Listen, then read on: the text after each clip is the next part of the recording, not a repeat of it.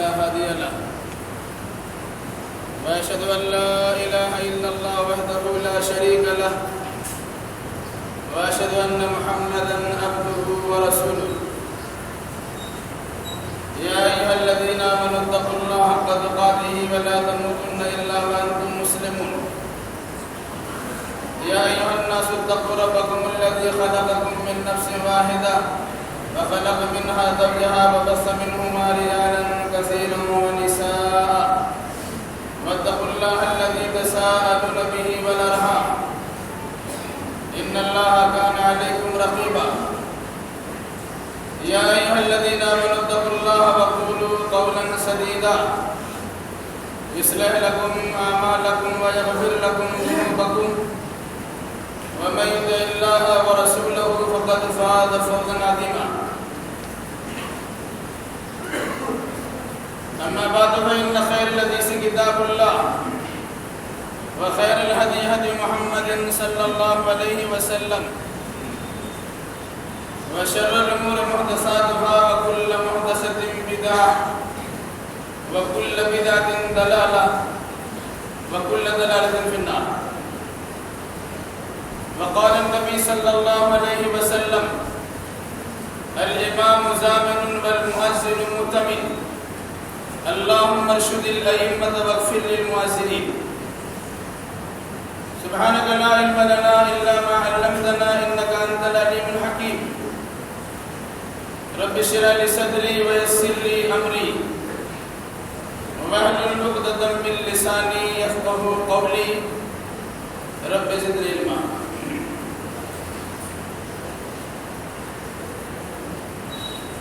ہر طرح کی تعریف لائق و سزاوار ہے اس وحدہ لا شریک احکم الحاکمین کے لیے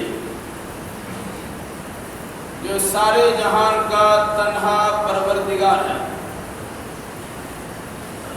درود و سلام نازل ہو جملہ انبیاء کرام علیہم السلام پر، خصوصاً احمد مصطفیٰ محمد مصطفیٰ صلی اللہ علیہ وسلم پر. اللہم صلی علی محمد وعلی آل محمد کما صلیت علی ابراہیم وعلی آل ابراہیم انک حمید مجید. اللہم بارک علی محمد وعلی آل محمد کما بارکت علی ابراہیم وعلی آل ابراہیم انک حمید مجید.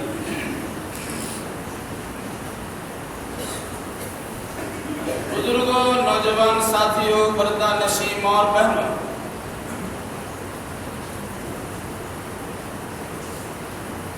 خطبہ مسنونہ کے بعد رسول اکرم صلی اللہ علیہ وسلم کی ایک حدیث پڑھی گئی ہے جسے امام ابو داؤد اور امام ترمذی نے اپنی صحیح کے اندر نقل کیا ہے.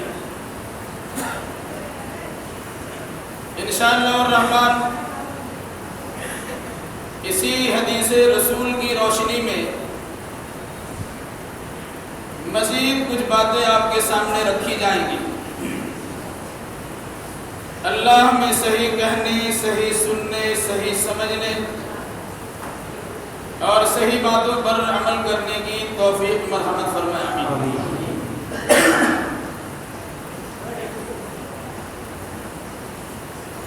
گزشتہ 6 جمعوں سے ایک خاص عنوان کے تحت کتاب و سنت کی روشنی میں بالاختصار کچھ باتیں آپ کے سامنے آتی رہی. انشاءاللہ الرحمن اسی سلسلے کی ایک اور آخری کڑی آج کی اس خطبے کے اندر بھی آپ کے سامنے بیان کی جائے.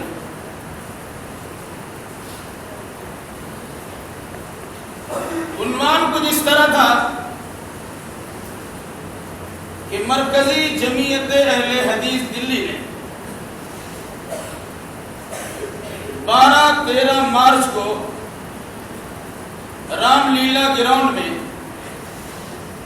2 روزہ کانفرنس منعقد کیا تھا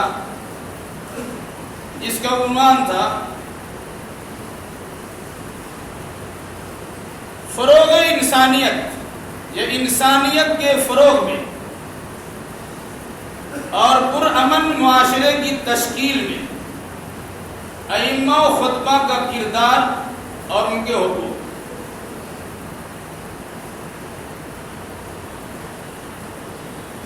ائمہ و خطبہ کے کردار تک 6 خطبے آپ کے سامنے آ چکے، جس میں 2 خطبہ تھا انسانیت کے فروغ سے متعلق بات، 2 خطبہ تھے پرامن معاشرے کی تشکیل، اور 2 خطبے آپ کے سامنے رکھے گئے امامت و خطابت کے احکام و مسائل، اور اس کی آخری کڑی آخری خطبہ ان ائمہ مساجد و خطبہ کے حقوق کیا ہے۔ عام طور سے انسان ائمہ خطبہ کے کردار پہ نگاہ تو رکھتا ہے، ان کے کردار کیسے ہونے چاہیے اس سلسلے میں بڑی تفصیلی بیان کرتا ہے، اور حق تو یہ ہے کہ اس کانفرنس کے اندر بھی ائمہ خطبہ کے کردار پر زبردست بیان ہوا، اور باضابطہ دلی سے مکتبہ ترجمان کے نام سے جو 15 روزہ ترجمان شائع ہوتا ہے اس میں بھی مضامین شائع، لیکن اس عنوان کا جو آخری حصہ ہے ان ائمہ کے حقوق کیا ہیں وہاں بھی ہضم کر گئے، یہاں بھی ہضم کر گئے، اس پر کوئی تبصرہ ہی نہیں ہوگا۔ اس لحاظ سے میں نے مناسب سمجھا کہ بالکل ہی مختصر اس سلسلے میں کچھ باتیں آپ کے سامنے رکھی جائے، شاید لگے کہ یہ لوگ جو ائمہ ہیں وہ اپنی فضیلت بیان کرتے ہیں، اسے لگ سکتا ہے۔ ان 6 خطبوں پر آپ کا تذکرہ بھی سننے کو ملا، کچھ لوگوں نے سراہنا بھی کی، کچھ لوگوں نے مخالفانہ رویہ بھی اختیار کی، کچھ لوگوں نے سامنے اس کا تذکرہ بھی کیا، کچھ لوگوں نے پیچھے اس کی مذمت بھی کی، کسی کو اچھا لگا کسی کو برا لگا، میں اس کی پرواہ نہیں کرتا کس کو اچھا لگتا کس کو برا لگتا، اگر کتاب و سنت کی روشنی میں صحیح باتیں آتی ہیں آپ کو خراب لگتی رہے میں پرواہ اس کی نہیں، لیکن باتیں صحیح ہونی چاہیے۔ اگر کسی کی بات کتاب و سنت کے خلاف ہو تو آپ کو پورا اختیار دیا جاتا ہے، اس بات کی غلطی ثابت کیجئے، انشاءاللہ انسان معافی مانگنے کو تیار ہے، لیکن خواہ انسان اس سلسلے میں پڑھنا شروع کرے اور پانچنا شروع کرے، ادھر ادھر کی باتیں کرنا شروع کرے، یہ کسی بھی اعتبار سے درست نہیں ہے، بلکہ اخلاقیات کے لحاظ سے بھی صحیح نہیں۔ ائمہ کے حقوق کیا ہے؟ ائمہ امام کی جمع ہے، خطبہ خطیب کی جمع ہے۔ پہلے یہ بات آپ کے سامنے آ چکی ہے، ایک انسان اگر عالم ہوتا ہے تو اسے اللہ کے نبی صلی اللہ علیہ وسلم کی ایک وراثت ملتی ہے، کیونکہ نبی علم کی وراثت کو چھوڑ دیں تو علماء حضرات نبی کے وارث ہوتے ہیں، انما العلماء ورثۃ الانبیاء، علماء نبی کے وارث ہوتے ہیں، تو محض علم کی بنیاد پر اسے وراثت نبی ملی۔ اور اگر کوئی انسان عالم ہونے کے ساتھ دعویٰ کرتا ہے، دعوت و تبلیغ کرتا ہے، اسے دوسری فضیلت حاصل ہوتی ہے اور دوسری وراثت ملتی ہے کہ ہر نبی نے علم کے آنے کے بعد لوگوں تک اللہ کے پیغام کو پہنچایا ہے، دعوت و تبلیغ کا فریضہ انجام دیا۔ تو جو عالم دعوت و تبلیغ کا فریضہ انجام دیتا ہے اس عالم کے پاس اللہ کے نبی صلی اللہ علیہ وسلم کی دوہری وراثت آتی ہے، علم کی وراثت اور دعوت و تبلیغ کی وراثت۔ اور یہ بات بھی آپ کے سامنے آئی تھی، اگر کوئی عالم ہو اور داعی ہو اور اس کے ساتھ ساتھ وہ منصب امامت پر اور خطابت پر فائد ہو تو اس کو چوگنی فضیلت حاصل ہوتی ہے۔ امامت ایک الگ درجہ ہے، خطابت ایک الگ درجہ ہے، علم کی وراثت ملی، دعوت و تبلیغ کی وراثت ملی، امامت کی وراثت ملی اور خطابت کی وراثت ملی۔ یہ نبی کی چار وراثت کسی کو مل جائے اللہ اس کے رسول کی نگاہ میں اس کا مقام کیا ہوگا اب اندازہ لگا سکتے. رہی بات اس کے بعد پڑھتا ہے کوئی انسان اور فتویٰ دیتا ہے کوئی انسان. ایک مسئلہ آپ کے سامنے آتا ہے, انشاءاللہ اس کی وضاحت بعد میں. امامت و خطابت یہ ایسا مقدس پیشہ ہے کہ جس کے نتیجے میں انسان نہ چاہتے ہوئے بھی جس کو امام بنا دیا گیا اسے آگے ہی بڑھاتا ہے. اگر آپ دادا ہو کہ نانا ہو, اور دادا ہو کہ پردادا ہو, آپ کا چھوٹا بیٹا پوتا نابی نوازا منصب امامت و خلافت پر فائز کیا گیا, ہو سکتا ہے کہ وہ علم کے اعتبار سے آپ سے زیادہ ہے لیکن عمر کے لحاظ سے تو آپ سے چھوٹا ہے, لیکن آپ اسے آگے بڑھاتے ہیں اور آگے بڑھانے ہی میں فخر محسوس کرتے ہیں, اسے پیچھے نہیں رکھ سکتے. تو جو مقام و منصب اللہ نے دیا کوئی چھین سکے گا؟ ہو سکتا ہے بہت سے لوگ دل میں کجی محسوس کریں, پیٹ میں مروڑ پیدا ہو جائے, دماغ میں ترسی پیدا ہو جائے, ذہن میں خرابی پیدا ہو جائے, امام کے خلاف بغاوت کرنے کے لیے تیار ہو جائے, لیکن معاشرے نے امام بنایا, محلے نے امام بنایا, کمیٹی نے امام بنایا, آپ سر جھکا کے آئیں گے, چاہتے نہ چاہتے تو 4 وقت کی نماز پڑھیں گے اور چپ سے راستہ لے لیں. یہ ہوتا ہے.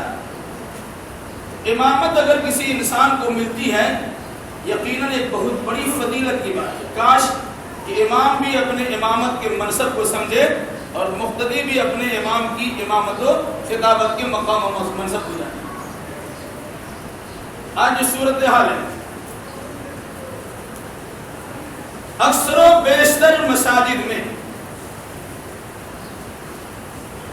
من کے لائق امام و خطیب نہیں ملتے. ایک شکایت لوگوں کی. ایک اور حقیقت یاد رکھیں, ہر سال ہندوستان کے مدارس سے سینکڑوں نہیں ہزاروں کی تعداد میں علماء اور فضلاء فارغ ہوتے ہیں. ہر سال مدارس اسلامیہ سے ہزاروں کی تعداد میں علماء اور فضلاء سند فضیلت و عالمیت لے کے نکلتے ہیں. نہ مسجد میں امام ملتا ہے, نہ ممبر کا خطیب ملتا ہے, اور نہ مدرسے کا مدرس ملتا ہے. وجہ کیا ہے؟ چھوٹا موٹا محلہ ہو یا بڑا شہر, آپ اخبارات میں پڑھتے ہوں گے اور دینی میگزین اور مجلات میں پڑھتے ہوں گے فلاں جگہ امام کی ضرورت ہے, فلاں مدرسے میں قاری صاحب کی ضرورت ہے, فلاں مدرسے میں مدرس کی ضرورت ہے. اتنے ائمہ, اتنے دعات, اتنے علماء, اتنے فضلاء فارغ ہوتے ہیں, جاتے کہاں ہیں؟ اس سلسلے میں بات یاد رکھیے. قوم کی بے حسی کی بنیاد پر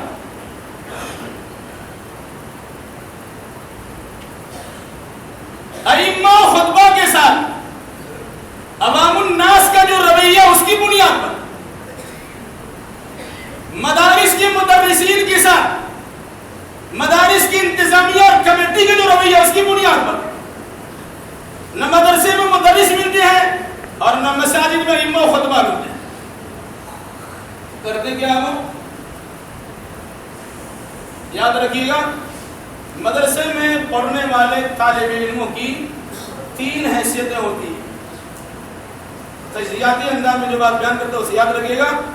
اگر اسے پرکھنا چاہے, اندازہ لگانا چاہیں تو بآسانی اندازہ لگائیں. مدارس میں پڑھنے والے اور وہاں سے سند عالمیت و فضیلت حاصل کرنے والے افراد کی 3 قسمیں ہوتی ہیں. کچھ بچے بڑے بریلینٹ ہوتے ہیں, ذہین و فضیل ہوتے ہیں, ان کی سوچ یہ ہوتی ہے کہ ہمیں ہندوستان میں رہنا ہی نہیں. وہ کوشش کرتا ہے کہ اچھی کامیابی حاصل کرے, اچھے نمبرات لائے.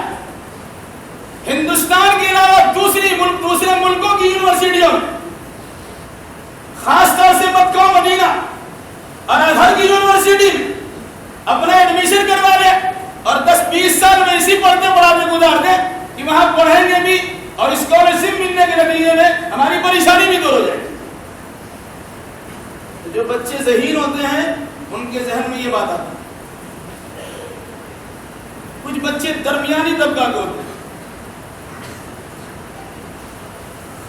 ان درمیانی طبقہ کے بچوں کا کیا حال ہے؟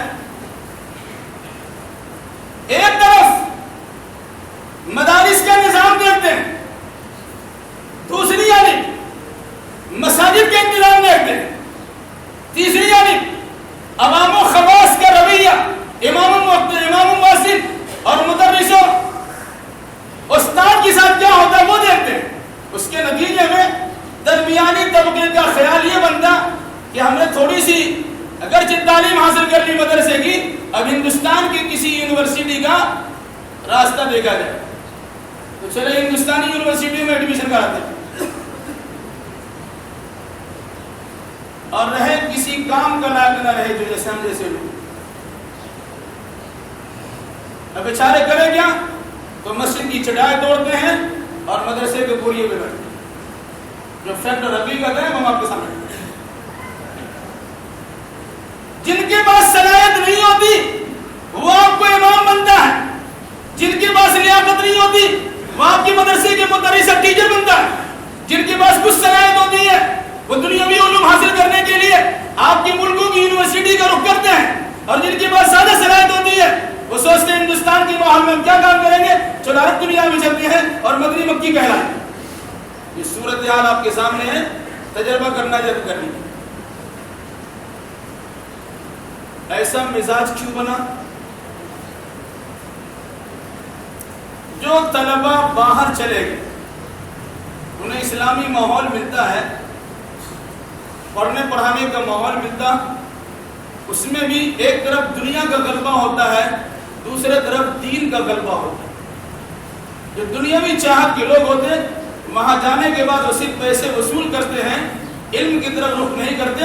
البتہ جس کا علم سے تعلق ہوتا ہے وہاں جا کر اچھے نمبرات حاصل کر کے اچھے کارنامے انجام دینے کی وہ کوشش میں لگتے ہیں. رہا معاملہ درمیانی طبقہ کا جو ہندوستان کی یونیورسٹیوں کا رخ کرتے ہیں, ان کا حال یہ ہوتا ہے, میں نے تجربہ کی روشنی میں کہتا ہوں کہ اچھا ہوتا کہ یہ بچے 8-10 سال پہلے مدرسے میں نہیں پڑھا ہوتے. اگر انہیں یونیورسٹی ہی کا رخ کرنا تھا تو شروع میں کر لیتے, کیونکہ ہم نے دیکھا تجربہ کے بعد آپ نے دیکھا کہ جو بچے مدرسوں کی پابندیوں سے نکلتے ہیں اور وہ اسکول اور کالج میں چلے جاتے ہیں وہ اس طرح آزاد ہوتے ہیں کہ اس سے پہلے کے اسکول اور کالج کے بچے اتنے آزاد نہیں ہوتے. کیوں؟ اندر میں جو بھڑکنے والی چیز تھی جس کو دبا دیا گیا تھا مدرسوں میں, وہ چیز باہر آنے کے بعد ایک بار بھی گھٹی ہے تو اس طرح معلوم پڑے آپ اس میں پہاڑ کا لاوا پڑا ہے اور نتیجے کے طور پر پورے علاقے کو خاکستر بنا کر وہ ایسا محسوس ہوں گے کہ 10 سال انہوں نے مدرسہ کا رخ ہی نہیں کیا تھا اور مدرسے کا چہرہ ہی نہیں دیکھا. اور رہے بیچارے غریب نادار قسم کے لوگ جن کے پاس علمی لیاقت نہیں ہے تو وہ آپ کے پیچھے گھومتے ہیں, ناشتہ کرا دیں گے تو آپ کے دروازے پر, کھانا کھلا دیں گے تو آپ کے دروازے پر, چائے پلا دیں گے تو آپ کے دروازے پر, کچھ سال میں ان کی خدمت کر دیں گے تو آپ کے دروازے پر, کچھ ان کی آؤ بھگت کرا دیں گے تو آپ کے دروازے پر. جیسا کہ موجود ہم ویسے کرنے کے لیے تیار ہیں. کیوں؟ وہ زمین بیچ چکا ہوتا ہے, ان کے پاس علمی لیاقت و صلاحیت نہیں ہوتی. یہ صورتحال ہے مدارس سے فارغ ہونے والے بچوں. اس کی وجہ کیا ہے؟ وجہ اس کی کیا ہے؟ غور کیجیے. سب سے بڑی وجہ یہ ہوتی ہے عام طور سے مدارس و جامعات عوام و خواص کے چندے پر چلتے ہیں. ان مدارس و جامعات کے منتظمین کو بھی اپنے اپنے بہی خواہوں اور خیر خواہوں کا ڈر اور خطرہ لگا رہتا ہے. ان کے سامنے اگر حق بات بول دیں گے تو رمضان میں ہر سالانہ جو چندہ ہمیں ملتا ہے وہ بھی بند ہو جائے گا. وہ بیچارے دائیں بائیں کر کے کسی طرح سے اگر مگر چونکے لیکن کر کے گزار دیتے. ایسا ہے کہ نہیں ہے؟ کلیجے پہ ہاتھ رکھیے, گریبان جھانکیے, فیصلہ خود کریے. دوسری چیز, اگر عوام الناس کی جانب سے مدارس میں پڑھنے والے بچوں کی کفالت کی جاتی ہے تو انسان یہ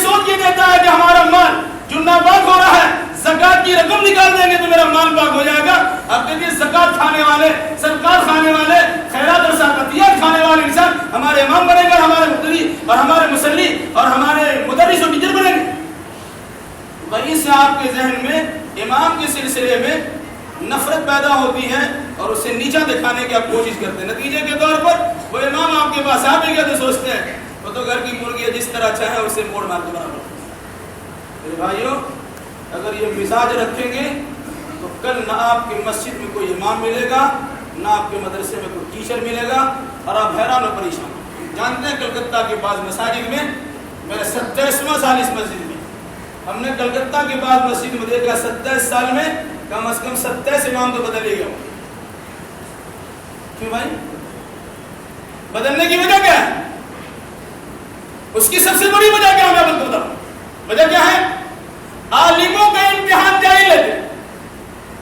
آپ کو لگے گا ہم کو جاہل کہہ دیا، خراب لگ سکتا ہے آپ کو. عالموں کا ایگزام امتحان جاری لیتے. کیسے؟ اب امام صاحب کی بحالی کرنی ہے، کمیٹی کے اکثروں میں اس طرح کو جاہل ہے. ہو سکتا ہے نماز روزہ کر لیتے ہوں گے، دین کی کوئی بات تو نہیں ہے، دینی مسائل تو جانتے نہیں ہے. امامت کے فرائض کون انسان انجام دے گا ان کی اسے حقیقت معلوم نہیں ہے. تو سوال کیا کرے؟ امام صاحب سے پوچھا کچھ مسائل، ایسے مسائل جو خود ان کو معلوم ہے، اور پھر اس کے بعد منبر دے دیا، لچھے دار تقریر. اچھا جمعہ میں آپ خطبہ دیجیے گا، عوام کی پسند ہوگی، آپ کو اوکے کر دیا. اتنی بھی آدمی کو سمجھ نہیں ہے. ہر آدمی کو 2-3 تقریریں بڑی اچھی یاد ہوتی ہیں. وہ انٹرویو فیس کرنا ہے، لوگوں کے سامنے جانا ہے، اپنی شان بگاڑنی، ایکشن کے ساتھ، انداز کے ساتھ بیان کرنا ہے. نتیجے کے طور پر انسان فوراً اٹریکٹ ہو جائے گا اور کہ امام صاحب کی بڑی اچھی تقریر ہے، اسے جمعہ میں رکھ دو. لیکن 2-4 ہفتے میں اس غبارے کی ہوا نکل جاتی ہے. جو سجا سجائے مقرر آپ کے سامنے آیا تھا، جس کی تقریر و خطابت پر فریفتہ ہو کر آپ نے مسجد کی امامت و خطابت کا عہدہ دے دیا تھا، 2-4 ہفتے میں اس کی ہوا نکل جاتی. پھر وہ ٹائٹل فش والا معاملہ ہوتا کہ میں امام صاحب تو اچھے نہیں نکلے. وجہ کیا ہوئی کہ آپ نے سلیکشن امام کا کیا. امام کی سلیکشن کے لیے، اس کے انتخاب کے لیے، اس کی تقرری کے لیے آپ کی ذمہ داری تھی کہ کسی بڑے عالم کو لاتے اور وہ بڑے عالم اس امام کے امامت کے مسائل کو پوچھتے، علمی لیاقت کتنی اس سلسلے معلومات فراہم کرتے، تقریر و خطابت کا انداز اس کا کیا ہے، 2-4 عنوان ان کو دیکھ کے اندازہ لگاتے، تب پتہ چلتا کتنا پانی ہے. نتیجہ کیا ہوا؟ جیسی روح ویسا فرشتہ. آپ نے اپنے من کے مطابق، خدا کے مطابق امام لایا اور 2-4 ہفتے میں آپ کا سر موڑ دیا اور اس کے بعد روانہ ہو. یہ صورتحال ہے کہ نہیں ہے؟ آپ اندازہ لگائیں. تو یہ صورتحال اماموں رہا. مسئلہ اماموں کے حقوق کا مسئلہ بہت بگاڑ پہاڑ ہے. مسئلہ بہت لوگ بنائیں گے. سب سے بڑا مسئلہ ہے، اچھا امام صاحب ایک تنخواہ لیتے ہیں، کیا شریعت میں امام کو تنخواہ لینے کی اجازت ہے؟ یہ بہت بڑا مسئلہ ہے. امام صاحب 24 گھنٹہ آپ کو دیتا ہے، کیا 24 گھنٹے مسجد کے اندر امام کو رہنا جائز ہے؟ کبھی آپ نے غور کیا؟ اگر ایک وقت میں نماز ایک وقت میں امام 1-2 منٹ کے لیے تاخیر ہو جائے تو 70 آدمی پوچھتے امام صاحب کہاں چلے گئے؟ آپ کئی نماز کال کر جائیے، فجر روزانہ آپ کا کال ہو جائے، کوئی پوچھنے والا نہیں ہے. اگر امام صاحب کسی مجبوری کی بنیاد پر کہیں چلے گئے تھے کہ آپ کو کام تھا، لگتا ہے امام صاحب انسانی نہیں ہے، اس کو کوئی کام ہی نہیں، وہ اللہ اللہ اللہ اللہ کرتا رہے گا، کوئی کام سے. مسئلہ رہا تنخواہ کا. اس میں کوئی شک نہیں ہے کہ اماموں کو تنخواہ نہیں لینا ہی بہتر.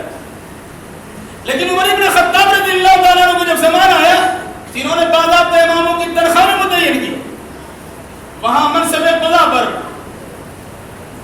اور جو رضاکارانہ کام کرنے والے افراد تھے، جو دینی امور انجام دیتے تھے، ان تمام کی تنخواہیں حضرت عمر ابن خطاب نے متعین کی. تعلیم قرآن اجرت کا مسئلہ آیا. 4 امام عام طور سے مشہور ہیں. ان 4 اماموں میں سے 3 اماموں نے کہا کہ تعلیم قرآن کی اجرت لینے میں کوئی حرج نہیں ہے. البتہ امام ابو حنیفہ رحمۃ اللہ علیہ نے کہا کہ اس پر اجرت لینا جائز نہیں ہے. لیکن امام صاحب کا یہ فتویٰ ان کے شاگردوں نے اور ان کے مقتدیوں نے بعد میں رد کر دیا کہ مجموعی طور سے اجماعی شکل میں پوری دنیا میں تعلیم قرآن زبان پر اجرت بھی لی جاتی ہے اور امامت و خطابت پر اجرت لینے کا مسئلہ حل ہو چکا اور سارے مدرسین کے بعد اب تنخواہ ملتی ہے، اس میں کسی کا اشکال اعتراض نہیں۔ رہا مسئلہ تنخواہ کتنی، امام کو لگتا ہے کل ہم نے جس بچے کو قرآن پڑھایا تھا 10 سال کے بعد وہ بچہ سروس کرتا ہے 35,000 40,000 50,000 70,000 لاکھ روپے کماتا ہے، ایسا ہے کہ نہیں؟ اور وہ امام صاحب 20 سال 30 سال 50 سال آپ کے پاس ہے 2-4 ہزار میں اٹھتا ہوا اور اس پر بھی عوام و خواص کی بھوکیاں سننے کو ملتی ہیں۔ یہ صورتحال ہے کہ نہیں؟ ایک طرف یہ غربا یا ائمہ مساجد غربت کی بنیاد پر مساجد کے رخ کرتے ہیں، دوسری عوام و خواص کے جو حال ہوتا ہے وہ اس کی مار بھی جھیلتے ہیں۔ میرے بھائیوں، اس سلسلے میں بہت ہی درد کے ساتھ ایک بات آپ کے سامنے کہی جاتی، عام طور سے مساجد کے جو ائمہ ہیں جو سورہ اللہ تعالیٰ ہم دعا کر دلائی، سارے ائمہ مساجد کو کم از کم مجھ جیسا تو بنا کم سے کم، تاکہ کم از کم حق بات کہنے میں کسی قسم کا خوف کسی کا ہے اور جرأت مندانہ انداز میں حق بات کی بدعت بھی کی جا سکے، ورنہ صورتحال کیا ہے اندازہ لگا لیجیے۔ میرے بھائیوں، اللہ کے پاس اس حقیقت کو سمجھیے۔ ابھی کل پرسوں کی بات ایک صاحب نے کہا کہ فلاں مسجد کے امام کی تنخواہ 700 روپیہ، کتنا؟ 700 روپیہ۔ وہ امام صبح صبح آپ کے گھر میں قرآن خوانی کرنے کے لیے یاسین پڑھنے کے لیے آپ کا دروازہ نہیں کھٹکھٹائے گا تو کیا کرے گا؟ آپ کا دکان کھلے گا، قرآن بغلے میں دبائے ہوئے ٹھنڈ کمنڈل ڈالے ہوئے برہمنوں کی طرح آپ کے دروازے پہنچ کر وہ اگر بتی نہیں لگائے گا تو کیا کرے گا؟ وہ امام کسی کے مرنے کا انتظار نہیں تو کرے گا، کیا کرے گا کہ جلدی کوئی مرے، بیمار ہے تو بھی نہیں کرے گا، جلدی یہ مرے گا، مسلم قرآن خوانی کا مسئلہ ہو جائے، ہمیں بچوں کو بلا کر کچھ نظرانہ تو مل جائے گی، یہ نہیں جو کرے گا تو کیا کرے گا؟ پھر اس کے بعد آپ کے گھر مکان دکانوں مکان میں خیر و برکت کی بات نہیں ہوتی ہے، وہ آپ کو سمجھائے گا بجائے گا، ایک میلاد کرا دو، قرآن خوانی کرا دو، کچھ بچے کو بلا لو، علماء کو بلا لو، اور اس طرح سے آپ کے دروازے پر جا کے قرآن خوانی کر کے پیسے وصول کرے گا تو کیا کرے گا؟ اب 700 روپے دے کے انہیں گناہ بنا کے بھی رکھے ہیں اور ساتھ ساتھ وہ سمجھتے ہیں کہ سارا کام آپ کرے گا۔ ایسا ہے کہ نہیں؟ آپ غور کیجیے، نماز کریں گے تو شکایت ہوگی۔ میں اپنے سلسلے میں نہیں کہتا، اللہ کے فضل و کرم سے اللہ نے بہت ہمیں دیا، جو دیا بہت دیا، میں آج تک کسی کے سامنے ہاتھ نہیں پھیلایا اور انشاءاللہ زبان کبھی پھیلا بھی نہیں سکتا۔ اللہ تبارک و تعالیٰ بہت توفیق دے کہ میں کسی کی مدد کر سکوں، الحمدللہ، یہ اللہ تبارک و تعالیٰ کا احسان و فضل و کرم ہمارے اوپر ہے۔ اس لیے میں کہتا ہوں کم از کم ہر مسجد کا امام مجھ جیسا امام تو ضرور ہو جائے، کہ آپ کو کھانا ملے نہ ملے پرواہ نہیں۔ شروع باتیں ہی بنا گھر سے کھانا آپ کا ہے، ہم رکھیے اپنا کھانا اپنے پاس، مجھے کسی گھر کے کھانے کی ضرورت نہیں ہے۔ یہ صورتحال ہے، کیونکہ کل آپ کو کھائیں گے مولانا صاحب نے کھانا کھلایا، میرا تجربہ ہے۔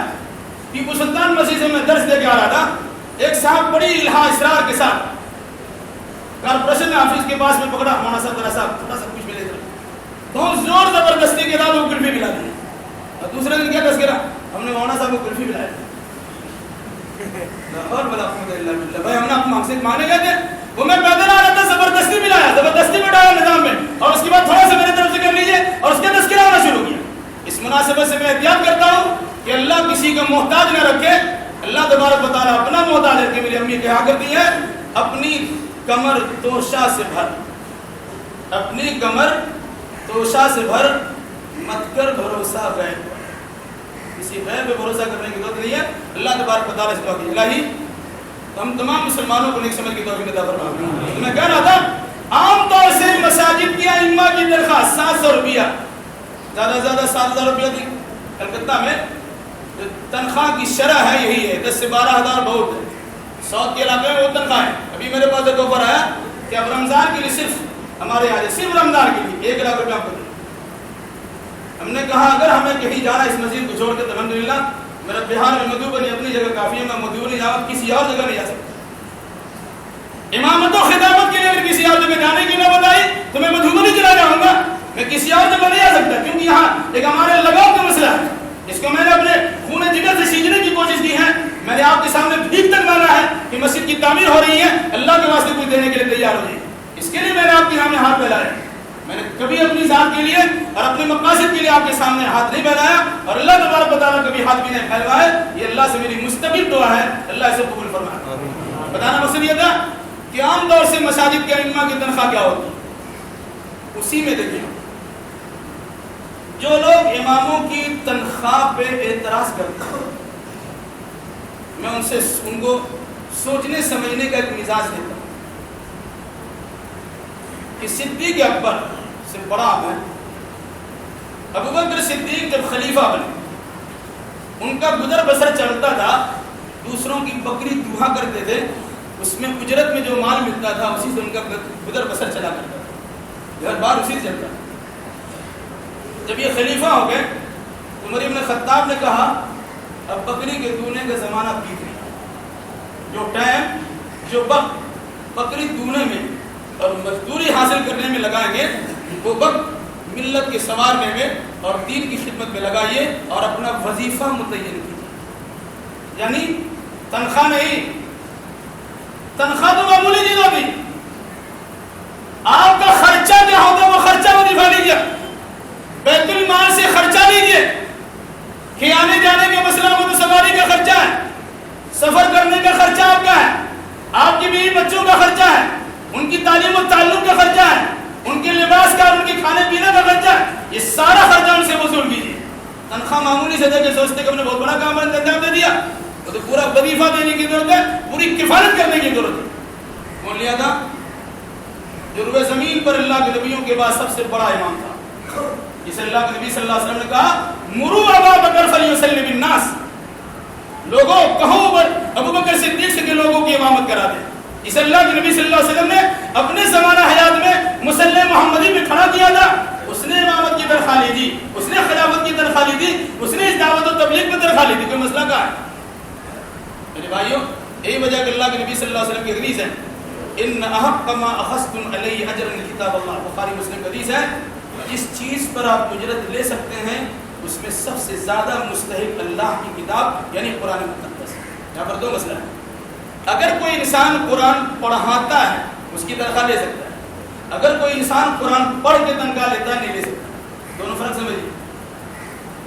دلیل, آپ دروازے میں بلایا اور وہ پڑھ رہا ہے سورۃ بقرہ, 40 دن سورۃ بقرہ پڑھا دیجیے. نظام نے کہا جن بھوت کا اثر ہے ایسا کیجیے 40 دن پڑھائیے. آپ تو نہیں پڑھ سکیے گا, ٹائم بھی نہیں ہے, آپ دمال پٹورنے میں رہیے گا, کسی مسجد کے مدری صاحب کو پکڑ لیجیے, وہ 40 دن آپ کے کیا پڑھتا اللہ کو معلوم, تھوڑی دیر میں پورا ختم کر کے چل دی اور اس کی تنخواہ آپ نے دے دی. تو قرآن کے پڑھنے میں تنخواہ لینا جائز. لیکن اگر وہی آدمی آپ کو قرآن پڑھاتا ہے, قرآن آپ کو سکھاتا ہے, آپ کے بچوں کو تعلیم و تربیت کرتا ہے, اب اس کی تنخواہ دیتے.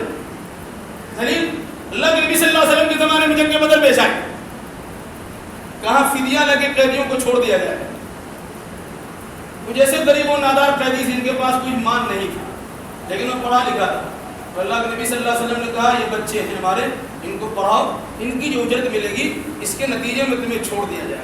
یہیں سے نکلتا ہے کہ تعلیم قرآن کو اجرت دینے میں کوئی حرج نہیں, البتہ قرآن پڑھنے میں اجرت لینا, قرآن خوانی کا اجرت لینا چاہیں گے, آیت کریمہ پڑھ کے اجرت لینا چاہیں گے, سورہ یاسین پڑھ کے اجرت لینا چاہیں گے, 40 دن سے بقرہ کا کی تلاوت کے اجرت لینا چاہیں گے, آپ نہیں لے سکتے ہیں. لیکن اگر آپ نے بچوں کو پڑھانے کے لیے رکھا ہے اجرت لے سکتا ہے اور آپ کو دینا پڑے گا.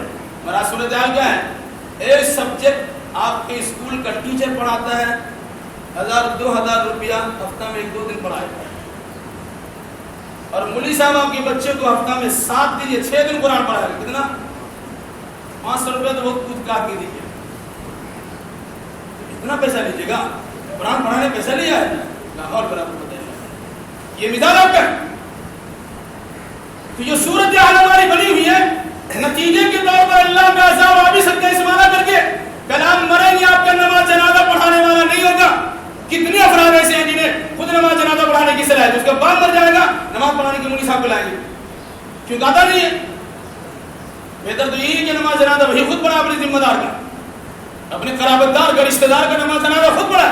آتا ہی نہیں تو کیا پڑھائے گا, اللہ تعالیٰ کسی مولوی صاحب کو لے کے آئیں گے اور اس بیچارے کو بھی پڑھنا نہیں آتا, اسی لیے تو آہستہ آہستہ پڑھتے ہیں, کیا پڑھا غلط پڑھا کہ صحیح پڑھا, اب بھی نہیں جانے ہم بھی نہیں جانے.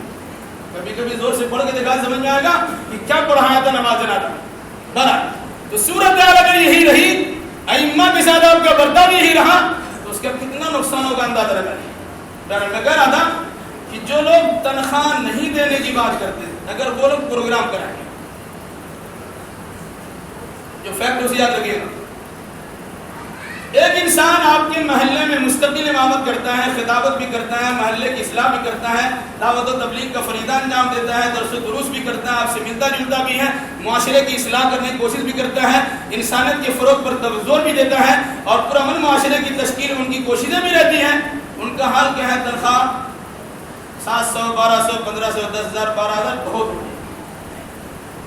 آپ کو دین کا ایک شوق چل رہا ہے, اپنے علاقے میں کانفرنس کریں گے, کس کو لائیں گے؟ فلاں خطیب کو لائیں گے, رابطہ ہوا بھائی آپ کو پروگرام دینا ہے, ٹھیک ہے 50 روپے پہلے میرے اکاؤنٹ میں ڈالیں.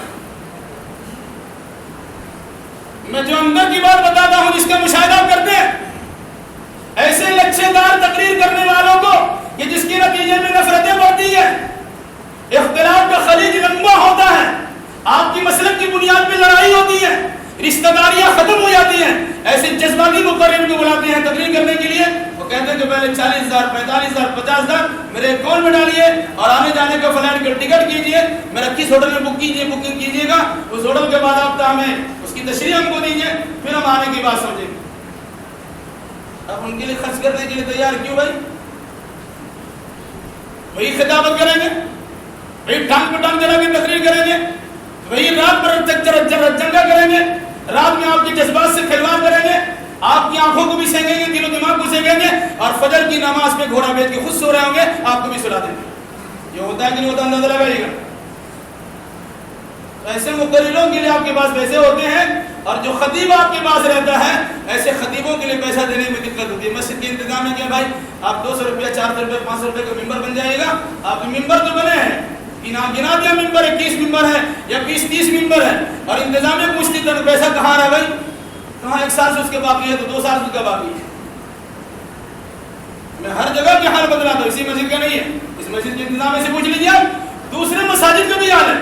میرے بھائیوں, اس حقیقت کو آپ سمجھیے, امامت کے کچھ حقوق ہوتے ہیں, امام آپ نے بنایا اسے آگے رکھیے. کبھی مت سوچیے کہ امام آپ کے جوتی کے برابر ہو جائے. امام اللہ نے اسے بنایا آگے رہنے کے لیے بنایا, ان کے اشارے پہ رکتے ہیں, ان کے اشارے پہ کھڑا ہوتے ہیں, ان کے اشارے پہ جھکتے ہیں, ان کے اشارے پہ اٹھتے ہیں, ان کے اشارے پہ سجدہ کرتے ہیں, ان کے اشارے پر بیٹھتے ہیں, ان کے اشارے پہ دائیں بائیں کرتے ہیں, ان کے اشارے پہ مسجد سے باہر نکلتے ہیں. یہ سارا کام تو مسجد میں مسلح پر امام آپ کو اقرار دیتا ہے, اور جو ہی سلام پھیرنے کے بعد آپ اس طرح شکر بے مہار بن جاتے ہیں کہ امام آپ کا غلام ہوتا, آپ کے کہنے کے مطابق وہ چلے گا, آپ کے دروازے پہ جا کے وہ پڑھائے گا, آپ کے بچے کو ٹیوشن وہ دے گا, آپ کے گھر میں قرآن خوانی وہ کرائے گا, آپ کی دکان میں جا کے دعا وہ کرائے گا, اور آپ کے مرنے پر کسی قسم کی مغفرت کی دعا وہ کرانے کے لیے تیار ہو. یہ صورتحال ہے کہ نہیں؟ اگر یہ مزاج آپ کا رہے گا تو جیسی روح ویسا فرشتہ. امام اچھے اٹھ جائیں گے اللہ کے نبی صلی اللہ علیہ وسلم کے فرمان کے مطابق, اور جاہل قسم کے لوگوں کو لوگ امام بنائیں گے, اس سے مسئلے پوچھیں گے, وہ خود گمراہ ہوں گے اور دوسروں کو گمراہ کر دیں گے. اللہ ہمیں اور آپ کو جو مسلمان نیک سمجھ کی توفیق عطا فرمائے. الہی جو بیمار ہیں شفا اکرام العاجلہ عطا فرمائے. الہی جو مخلوق ہیں قرض ادا کرنے کی سہولیات فرمائے. الہی جو ماخوذ گرفتار ان کے لیے رہائش کے اسباب پیدا کرے. الہی دینی دنیاوی اعتبار سے جو پریشان حال کی جملہ پریشانی کو دور فرما. الہی جب تک ہمیں زندہ رکھ کتاب اللہ اور سنت رسول اللہ پر عمل کرتے زندہ رکھ, اور جب ہمارا خاتمہ ہو انہی دونوں کی ترویج ارشاد کرتے ہمارا خاتمہ ہو. اقول قولی ھذا واستغفر اللہ لی ولکم ولسائر المسلمین واخر دعوانا